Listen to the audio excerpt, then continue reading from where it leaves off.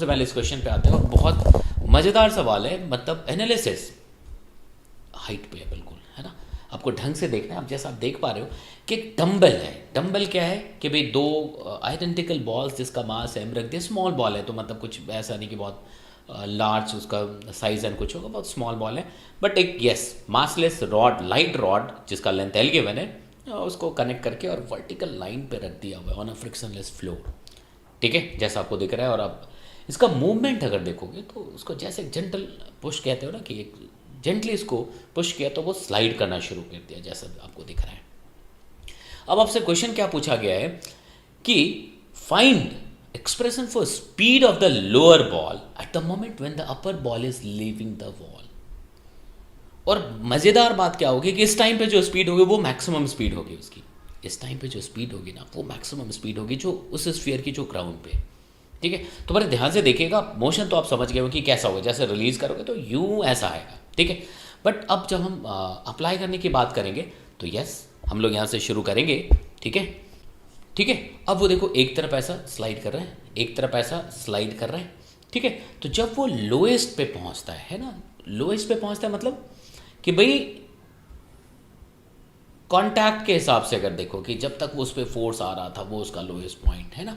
तो चलो मैं इसको ऐसा दिखाता हूँ कि भी चलो भाई ठीक है, ये बॉल तो उस मोमेंट पे यहाँ पे है, ठीक है, और दूसरा बॉल यहाँ पहुँच गया। ठीक है, अब यहाँ पे देखोगे तो इन दोनों के बीच में जो लाइट रॉड है वो इस तरह से है।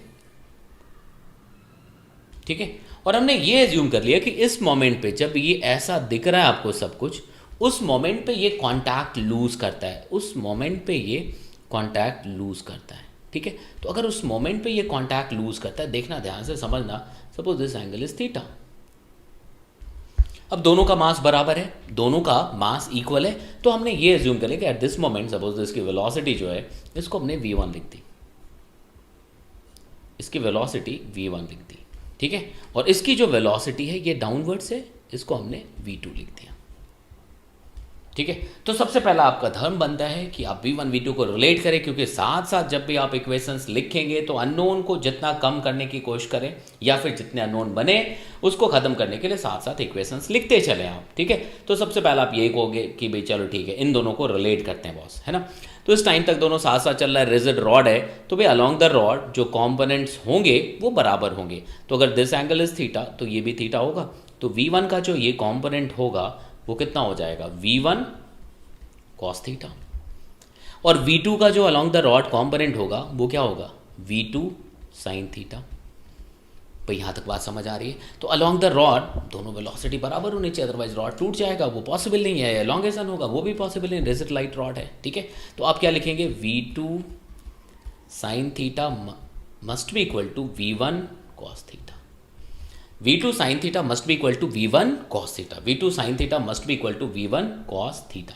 ठीक है, तो अब अगर आप यहां से देखना चाहोगे तो v1 can be written as v2 tan theta. एक इन्फॉर्म, इसका दूसरा मेथड भी मैं आपको बताऊंगा। ठीक है, दो तरीके से कर सकते हो और वहां से और क्लैरिटी आएगी भाई, है ना। तो सबसे पहला तो ये, अब मैंने ये एज्यूम कर लिया कि एट दिस मोमेंट ये कॉन्टैक्ट लूज कर रहा है, तो अगर इस मोमेंट पे ये कॉन्टैक्ट लूज कर रहा है, ठीक है, तो सबसे पहली चीज आप यहां पे समझोगे कि कांटेक्ट लूज करने का मतलब ये हो गया कि इस पे नॉर्मल का जीरो हो जाना, एन का जीरो होना। ठीक है भाई, अब अगर एन का जीरो होना है तो अब देखना ध्यान से समझना कि इस पॉइंट पे हम ये कहेंगे कि ये जो वेलोसिटी है ना ये मैक्सिमम होगी। ठीक है, इस पॉइंट पे ए क्या होनी है, मैक्सिमम होनी। अब एक चीज का ख्याल रखेंगे आप, है ना। तो देखो अगर यहां पे देखा जाए तो इलोंगेशन हो नहीं सकता, रॉड के अंदर इलोंगेशन हो नहीं सकता, कि या इलोंगेशन की टेंडेंसी नहीं हो सकती, मतलब इस पे अभी इस मोमेंट पे इधर फोर्स नहीं, इस पे इधर फोर्स नहीं। तो अब अगर एन को जीरो किया है हमने तो इस पे क्या बचता है, mg। अगर हमने n को जीरो किया है तो इस पॉइंट पे क्या बचता है, mg। तो पहले हम यहीं से कहानी शुरू करते हैं कि इसी पॉइंट से देखना स्टार्ट करते हैं कि जब इसने कांटेक्ट लूज किया। अब देखना अगर रॉड अगर इस पे उल्टा फोर्स लगा रहा होता तो डेफिनेटली कुछ कांटेक्ट फोर्स होता। ठीक है, वो है नहीं। तो एक्चुअली क्या होगा, इसको थोड़ा सा विजुअलाइज कराने के लिए यहाँ पे अटकते हैं। अब ये सोचो कि जब ये यहाँ से चल रहा होगा, जब यहाँ पहुँचा होगा, देखना ध्यान से समझना, जब यहाँ पहुँचा होगा, ऐसा सोचते जाइएगा, जब फिर ये यहाँ पहुँचा होगा, देखना। तो उस टाइम तक कांटेक्ट फोर्स था, तो कांटेक्ट फोर्स क्यों था? क्योंकि रॉड में कंप्रेशन की एक टेंडेंसी थी, तो रॉड बॉल पे फोर्स लगा रहा था। रॉड क्या कर रहा था? बॉल पे फोर्स लगा रहा था इधर, और इस बॉल पे लगा रहा था इधर, जिसका एक कंपोनेंट इधर आ रहा था जो इस v को चेंज कर रहा था। शुरू में लोअर बॉल पे तो कोई वेलोसिटी नहीं थी, बाद में बढ़ना शुरू हुआ। क्यों? क्योंकि रॉड उसको पुश कर रहा था। रॉड में कंप्रेशन की एक टेंडेंसी तो वो सामने उसको पुश कर रहा है, तो इसको ऑब्वियसली पीछे पुश कर रहा होगा। तो भाई इन दोनों के बीच में कॉन्टैक्ट था।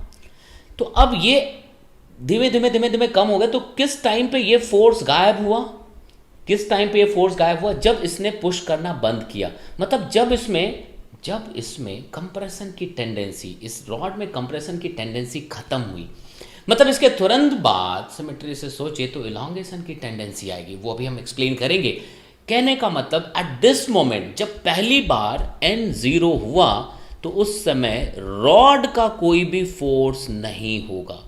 Force due to rod on the sphere नहीं होगा। समझ आ रही बात? ठीक है।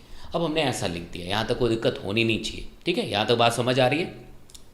अब अगर मैं इस पूरे यहाँ तक बात समझ आई कि भाई जैसे जैसे वो नीचे शुरू में था एक नॉर्मल था, क्योंकि देखो ये रॉड कंप्रेस होने की कोशिश कर रहा था, तो दोनों तरफ एक फोर्स अप्लाई कर रहा था। उस फोर्स का एक कंपोनेंट आया जो इसके वेलोसिटी को बढ़ा रहा था इधर, और एक ये जो फोर्स लग रहा था वो n दे रहा था। वॉल और इस स्फीयर के बीच में, इस बॉल के बीच में कॉन्टैक्ट फोर्स दे रहा था। जिस मोमेंट पे n 0 हुआ उस समय ये फोर्स लगना बंद हुआ, इसलिए वो n क्या हो गया? 0 हो गया।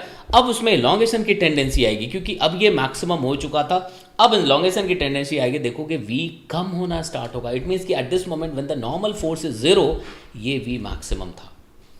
ठीक है, तो चलिए अब इसको आगे करते। तो जो सबसे सही पॉइंट मिल सकता है जहाँ से आप एकदम इसको सोच सकते हो, है ना, वो ये ऐसा कि इस मोमेंट पे अगर मैं सेकंड के फ्रेम में आ जाऊँ, इसके फ्रेम में आ जाऊँ, देखना ध्यान से समझना, मैं इसके फ्रेम में आता हूँ। तो इसके फ्रेम में अगर देखोगे, मतलब इसको मैं b लिखता हूँ, तो b के फ्रेम में अगर आप a को ऑब्जर्व करोगे तो b के फ्रेम में अगर a को ऑब्जर्व करोगे तो एक वेलोसिटी इधर विच इज़ v1। ठीक है, दूसरा इसके पास इसके खुद की वेलोसिटी विच इज़ v2। ऐसा लिख सकते हैं ये v2। यहाँ तक बात समझ आए? लेकिन अभी तक इसके फ्रेम में ये सर्कुलर मोशन कर रहा था। अभी तक इसके फ्रेम में ये सर्कुलर मोशन कर रहा था, इसमें तो कोई डाउट ही नहीं है। तो भाई इस मोमेंट पे, अब एग्जैक्टली इस मोमेंट पे अगर आप देखोगे तो ये हम लिख सकते हैं कि अलोंग दिस लाइन जो वेलोसिटी होगी वो कितनी हो जाएगी? तो एक v2 का कंपोनेंट होगा। Suppose this angle is theta, तो ये भी थीटा हो जाएगा। तो अब अगर लिखोगे तो ये क्या होगा? v2 cos theta plus v1 sin theta लिख सकते हैं। देखो v2 का ये कंपोनेंट और v1 का ये कंपोनेंट। तो अगर आप यहां से देखोगे तो ये इस पॉइंट के फ्रेम में सर्कुलर मोशन कर रहा है। तो यहां पे अगर आप देखेंगे तो mg का एक कंपोनेंट इधर आएगा, जिसको हम mg sin थीटा लिख देंगे।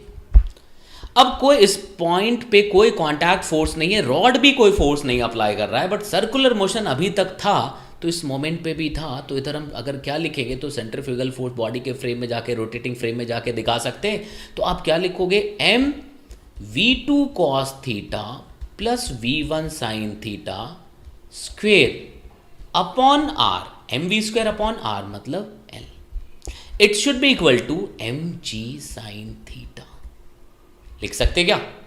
अब यहां से देखोगे m से m कैंसिल हो गया। क्यों किया हमने, कैसा किया, यहां तक समझ आ रही बात? अब अगर आप देखेंगे यहां से तो भाई हमने एक रिलेशन पहले लिखा हुआ था, v1 को v2 tan थीटा लिख सकते हैं, v1 को v2 tan थीटा लिख सकते हैं। तो अगर आप यहां से v2 cos थीटा, v1 को v2 tan थीटा लिखोगे, tan theta is sin theta upon cos theta, so it would be v sin square theta upon cos theta square. It should be equal to gl sin theta. कर सकते हैं?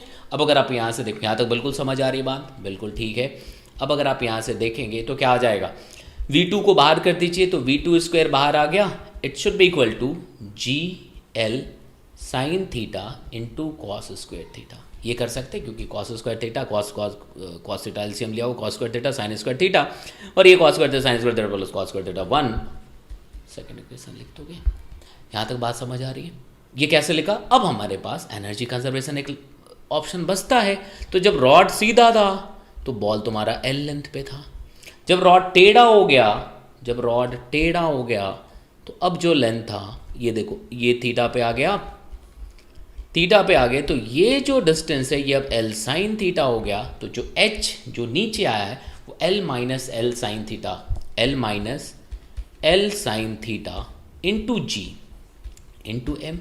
It should be equal to half M V one square plus half M V two square. ऐसा कर सकते हैं क्या भाई? यहाँ तक बात समझ आ रही है? अब यहाँ से आप लिख दीजिए एल कॉमन ले लीजिए 1 माइनस साइन थीटा एम सभी में कैंसिल कर दो जी it should be equal to V one square by 2 तो 2 को इधर ले आओ है ना, V one square plus V two square. तो V one square plus V two square फिर से हम वी वन के प्लेस पे वी टू रख देते हैं है ना, वी टू टेन थीटा ठीक है ना। तो देखो वी टू टेन थीटा तो वी टू स्क्वायर कॉमन आ गया, टेन थीटा मतलब tan square theta 1 plus tan square theta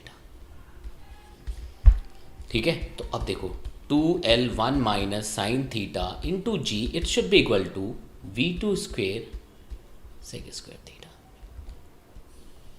ऐसा कर सकते हैं क्या? यहां तक समझ आ रही है बात? अब यहां पे वी टू स्क्वायर को वैल्यू पुट कर दो। यहां पे आप इक्वेशन थर्ड से वी टू स्क्वायर की वैल्यू पुट कर दीजिए ठीक है। तो यहाँ से वी टू स्क्वायर की वैल्यू पुट कर देंगे तो फाइनल रिजल्ट अब मैं लिख देता हूँ। जैसे वी टू स्क्वायर पुट करेंगे तो आपके पास कॉस थीटा आ जाएगा ठीक है। तो कॉस थीटा आ जाएगा इट इज़ √5/9। आप जरूर सॉल्व करिएगा।